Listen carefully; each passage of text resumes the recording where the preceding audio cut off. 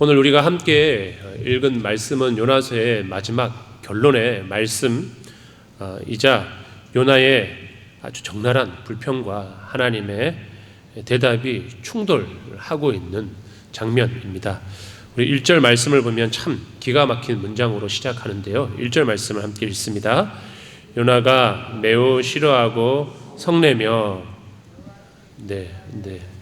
여러분들, 요나가 큰 물고기 뱃속에 들어갔다가 나올 때까지만 하더라도 정신을 차린 줄 알았는데 지금 요나가 또 하나님 앞에 막 화를 내고 막 성질을 막 부리고 있습니다. 요나는 왜 이렇게 머리 끝까지 화가 났을까요? 그토록 악독했던, 정말 미워하고 싫어하는 이스라엘 민족을 괴롭혔던 니느웨 성 사람들이 요나가 싫지만 하나님 명령을 거절하면 또 물고기 뱃속에 갇히는 그런 어려움을 겪을까 봐 3일 동안 전파해도 모자랄 거를 하루만 대충 회개하라고 절하고 심판의 메시지를 전했는데, 그 심판의 메시지를 듣고 왕부터 가축들까지 굵은 베옷을 입고 금식하며 회개했기 때문에 화가 났습니다. 그리고 하나님께서 그 회개하는 모습을 보고서 니느웨를 멸망시키시기로 계획하신 그 뜻을 돌이켜서 재앙을 거두셨기 때문에 이 요나의 마음이 화가 난 거예요. 웃기지 않습니까? 선지자가 심판과 회개의 메시지를 선포했는데 진짜로 회개하니까 화가 나는 거예요. 이게 참 아이러니하죠. 만약 우리가 인도한 전도 집회라든지 혹은 성경학교에서 이런 폭발적인 회개 운동이 역사가 일어나게 된다면 우리는 아마 예배 때 너무 기뻐가지고 감격하고 기뻐 춤을 추며 찬양을 했을 것입니다. 심판받아 마땅한 죄인들이 주님께 돌아오는 그 현장을 보면서 얼마나 기쁠까요? 그런데 요나는 화가 났습니다. 죄인들이 회개하고 주님께 돌아오는데 너무 화가 나는 거예요. 왜 그렇습니까? 하나님의 은혜가 도저히 용서받을 수 없는 원수 같은 니느웨 사람들에게 그 은혜가 임하니까 못마땅했던 것입니다. 오늘 요나의 모습을 통해 혹시 내 마음속 깊은 곳에도 요나와 같은 원수를 여전히 미워하고 용서하지 못하는 그런 좁은 마음, 고집이 남아있지는 않은지 오늘 말씀을 통해 우리의 모습을 한번 비춰보았으면 좋겠습니다.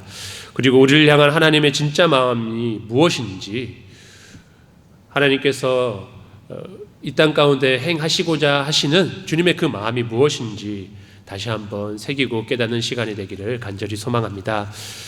첫째로, 하나님께서는 내가 싫어하는 자에게도 은혜를 베푸십니다.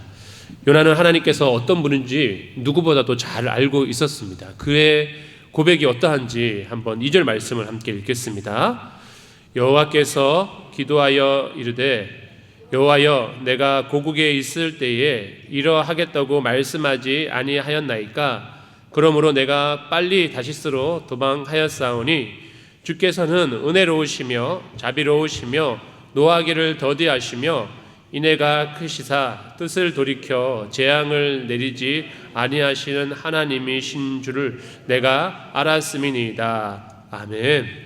요나가 고백한 하나님의 성품은 출애굽기 34장 6절에 나오는 이스라엘 백성들이 가장 사랑하는 하나님의 성품을 고백하는 말씀입니다. 우리 출애굽기 34장 6절 말씀도 함께 읽겠습니다.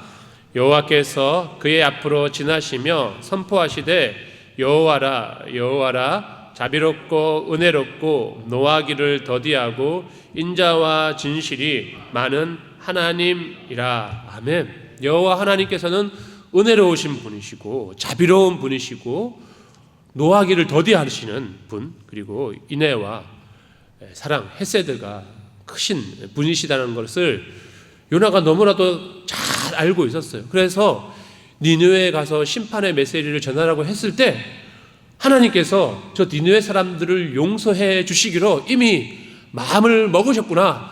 내가 가서 회개와 심판의 메시지를 전하고 저들이 회개하면 하나님께서 저들을 용서해 주실 것이라는 것을 이미 알고 있었어요. 그래서 싫었던 거예요. 그래서 하나님의 말씀을 거역하려고 했고 하나님을 피해서 다시스로 도망하려고 했다라고 하는 거예요. 무슨 뜻이죠? 하나님의 계획과 생각보다 나의 미움이 더 앞섰던 거예요.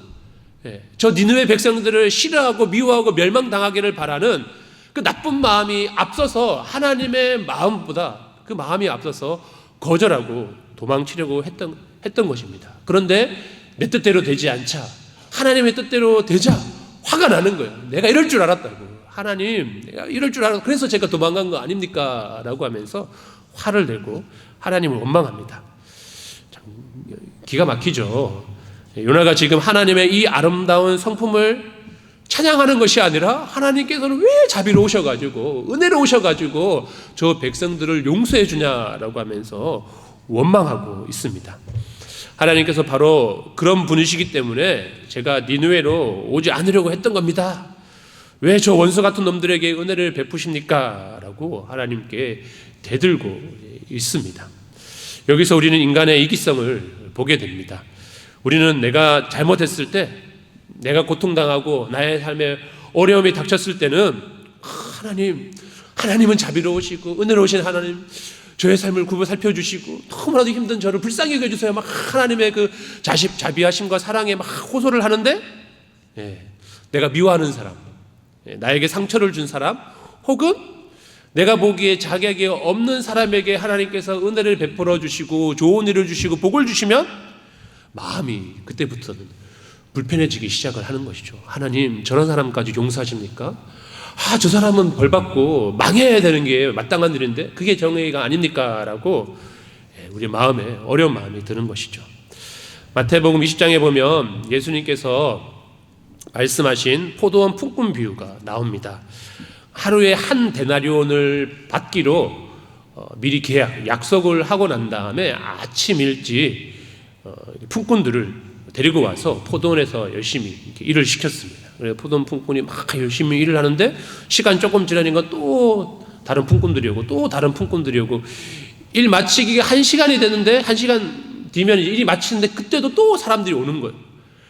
그때 1시간만 일한 사람들에게도 주인이 한 데나리온을 주니까 나는 그러면 아침부터 저녁까지 열심히 일했으니까 나는 좀 더 받겠지라고 기대하고 생각을 했는데 똑같이 1시간 일한 사람도 한 데나리온을 주고 자기에게도 한 데나리온을 주니까 어떻게 하죠?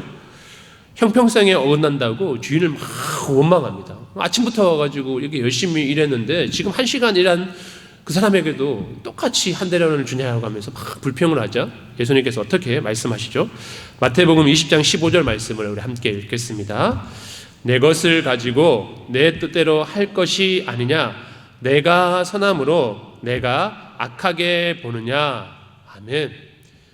내가 그들을 위하여서 선하게 대하는데 내게 약속한 그것을 지켰는데 네가 나의 선함을 악하게 보냐라고 함부로 판단하냐라고 말씀하십니다. 사랑하는 성도 여러분, 하나님의 은혜는 내 마음에 들고 나에게 잘 대해주는 사람에게, 내가 축복해주고 싶은 사람에게만 흘러가는 것이 결코 아닙니다. 요나는 하나님의 은혜를 이스라엘이라고 하는 울타리 안에만 가두려고 했습니다.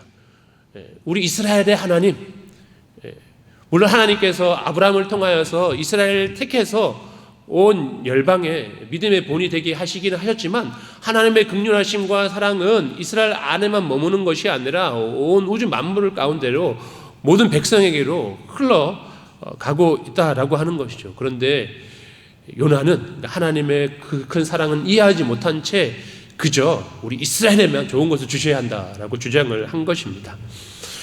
우리도 혹시 저 사람은 예수 믿으면 안 돼, 저 사람은 벌을 받아야 해 라며 하나님의 은혜의 한계를 내 마음대로 재단하려고 하고 있지는 않습니까? 하나님께서 내 마음의 기준이 아니라 하나님 마음의 기준으로 일하시는 분이심을 우리는 기억해야 합니다. 하나님 마음의 기준은 은혜와 긍휼과 사랑입니다.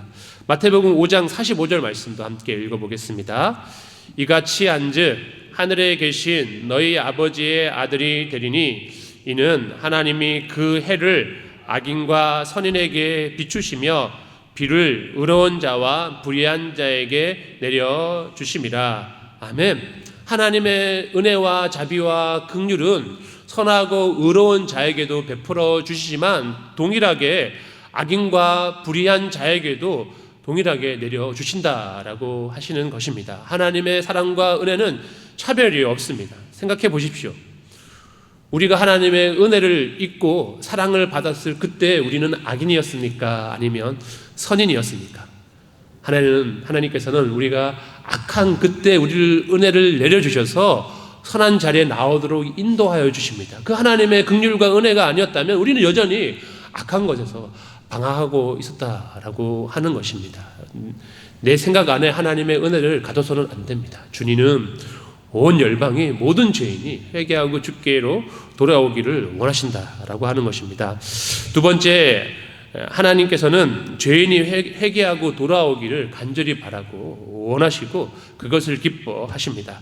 화가 난 요나는 성읍 동쪽에 앉아 초막을 짓고 니느웨 성이 어떻게 되는지 지켜보려고 합니다. 이것도 참 요나가 웃기죠. 혹시나 저들이 회개하긴 했지만 니느웨가 그동안 지은 죄가 너무 크기 때문에 한 번 회개한 것 가지고는 하나님께 용서하지 못할 줄로 알고 시간 지나면 마치 소돔과 고모라에 막 유황이 떨어져서 멸망했던 것처럼 저기 높은 뷰가 좋은 산꼭대기에 올라가가지고 니느웨가 멸망당하기를 고대하는 마음으로 바라보고 있었어요. 정말 심보가 아주 못돼 빠졌죠. 중동의 뜨거운 태양 아래에서 요나는 좀 있으면 멸망할 줄 알았는데 아무런 변화가 일어나지 않자 더 막 짜증이 올라오고 화가 올라왔습니다. 요나는 그 뜨거운 태양볕 아래에서 괴로워했습니다. 자신의 생각대로 계획대로 되지 않고 니느웨를 용서해 주시는 것도 못마땅하고 하필 하늘 위에 햇볕은 왜 이렇게 뜨겁고 힘든지 막 이렇게 불쾌지수가 막 올라왔던 거예요. 그래서 하나님께서 그 힘들어하고 고통스러워하고 짜증내하는 요나의 마음을 진정시키시기 위해서 한 가지를 준비하셨는데 그것은 바로 박넝쿨입니다. 우리 본문 6절 말씀을 함께 읽겠습니다. 하나님 여호와께서 박넝쿨을 예비하사 요나를 가리게 하셨으니 이는 그의 머리를 위하여 그늘이 지게 하며 그의 괴로움을 면하게 하려 하심이었더라. 요나가 박넝쿨로 말미암아 크게 기뻐하였더니 아멘. 하나님께서 박넝쿨로 요나에게 그늘을 만들어 주었습니다. 막 짜증이 막 올라오다가도 뜨거운 햇볕 아래에 그늘을 만들어 주니까 또 너무 좋은 거예요. 너무 또 행복한 거예요. 너무 참 담선한 것 같습니다. 박넝쿨 때문에 요나가 또 막 크게 기뻐했다고. 방금 전까지만 하더라도 니느웨가 멸망당하지 않는 것 때문에 막 화가 나고 막 열이 받고 짜증이 났는데 이 햇볕 위에 시원한 그늘이 딱 우거지게 되니까 그래도 기분이 좋네. 그래도 행복하네 이런 마음이 들었습니다. 그 박넝쿨 하나 생겼다고 세상을 다 얻은 것처럼 기뻐합니다. 이것이 인간의 참 어리석고 간사함 아닐까요? 니느웨 성의 수많은 목숨이 구원받은 것에 대해서는 아무런 감동도 없던 그가 당장 내 머리 위에 뜨거운 햇빛을 가려주는 박넝쿨 하나의 인생의 모든 행복을 느끼고 있는 것입니다. 그런데 하나님께서 그를 깨우쳐 주시기 위해서 앗아가죠. 그 다음날 하나님께서 벌레를 예비하셔가지고 요나를 그렇게 시원하게 만들어줬던 박넝쿨들을 다 갉아 먹어서 없애버리십니다. 뜨거운 동풍이 또 불게 해가지고 더 힘들고 어렵게 만듭니다. 그늘이 사라지자 요나는 또다시 화가 나고 열이 나서 스스로 죽기를 구합니다. 이제는 너무 화가 나니까 죽겠다라고 때를 씁니다. 우리 8절하고 9절 말씀을 함께 읽겠습니다.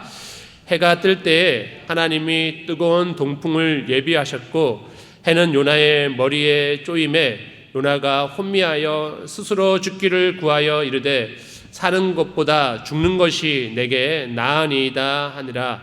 하나님이 요나에게 이르시되 네가 이 박넝쿨로 말미암아 성내는 것이 어찌 옳으냐 하시니 그가 대답하되 내가 성내어 죽기까지 할지라도 옳으니이다 하니라. 아멘. 웃기지 않습니까? 우리 아들이었으면 좁혔을 텐데.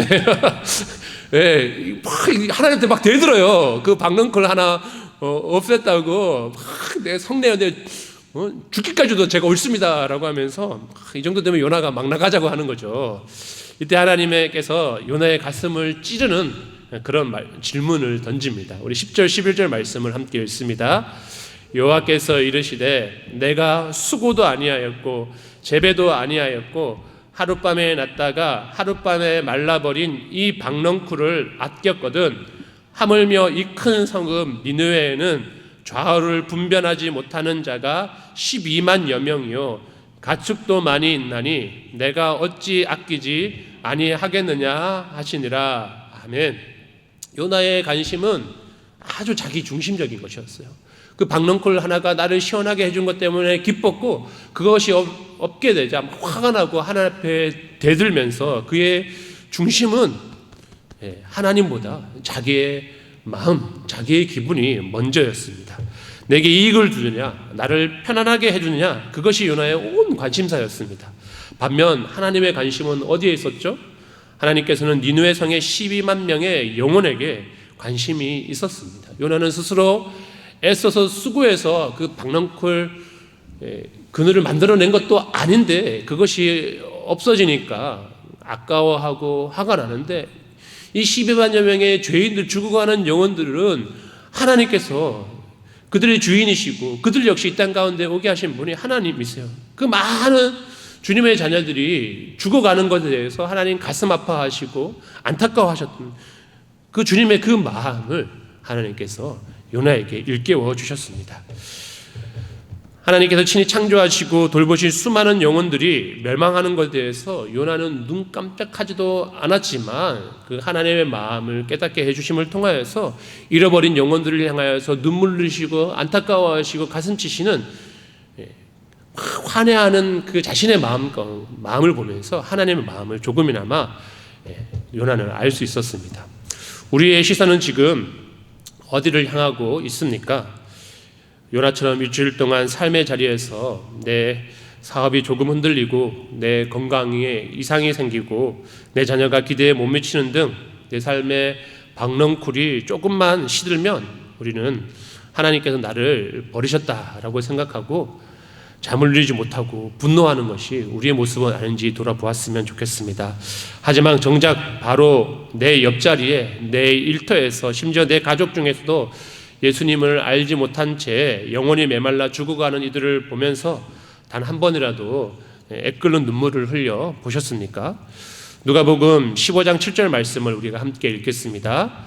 내가 너희에게 이르노니 이와 같이 죄인 한 사람이 회개하면 하늘에서는 회개할 것이 없는 의인 99으로 말미암아 기뻐하는 것보다 더하리라. 아멘. 하나님의 마음은 잃어버린 자들을 향하여서 그들에게 하나님의 마음이 있다라고 하는 것입니다. 주님께서는 주님께 가장 기뻐하는 것은 죽을 수밖에 없었던 죄인이 회개하고 주님께 돌아오는 것, 그것이 하나님께서 가장 기뻐하고 원하시는 것이다 라고 하는 것이죠. 하늘의 보물창고를 쌓는 것은 우리 통장에 잔고가 늘어날 때 열리는 것이 아니라 잃어버린 한 영혼이 주님께 돌아올 때 열리게 됩니다. 하나님께서 박넝쿨의 시들문에 흔들리는 분이 아니라 좌우를 분별하지 못하는 영혼 하나 때문에 가슴을 쥐어짜며 아파하시는 분이십니다. 영혼을 아끼시는 하나님의 거룩한 시선, 하나님의 눈물을 소유하는 저와 여러분이 될 수 있게 되기를 간절히 소망합니다. 성도 여러분, 요나서 4장 11절 맨 마지막에 이런 질문으로 이제 성경이 딱 끝나요. 내가 어찌 아끼지 아니하겠느냐. 이 끝이에요. 요나서 이야기가 요나가 나중에 회개하고 돌아왔더라 이런 얘기도 없고 니느웨가 어떻게 되었더라 이런 얘기도 없고 갑자기 내가 어찌 아끼지 아니하겠느냐라고 하는 하나님의 질문으로서 요나의 이야기가 끝나고 있습니다. 당혹스럽습니다.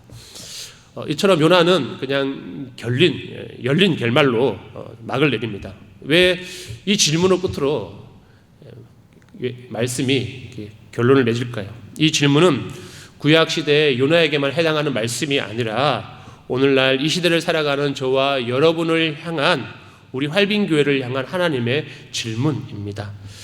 너는 당장 내 지갑에 돈 몇만 원, 내 집에 가구 하나, 내 차에 스크래치 하나에 가슴 아파하면서 내 주변에서 예수님을 알지 못해 지옥으로 가려고 하는 수많은 영혼들을 향해서는 단 한 번이라도 눈물을 흘려 보았냐라고 하면서 계속해서 하나님께서는 주님의 그 마음이 우리에게 있기를 원하시는 것이죠.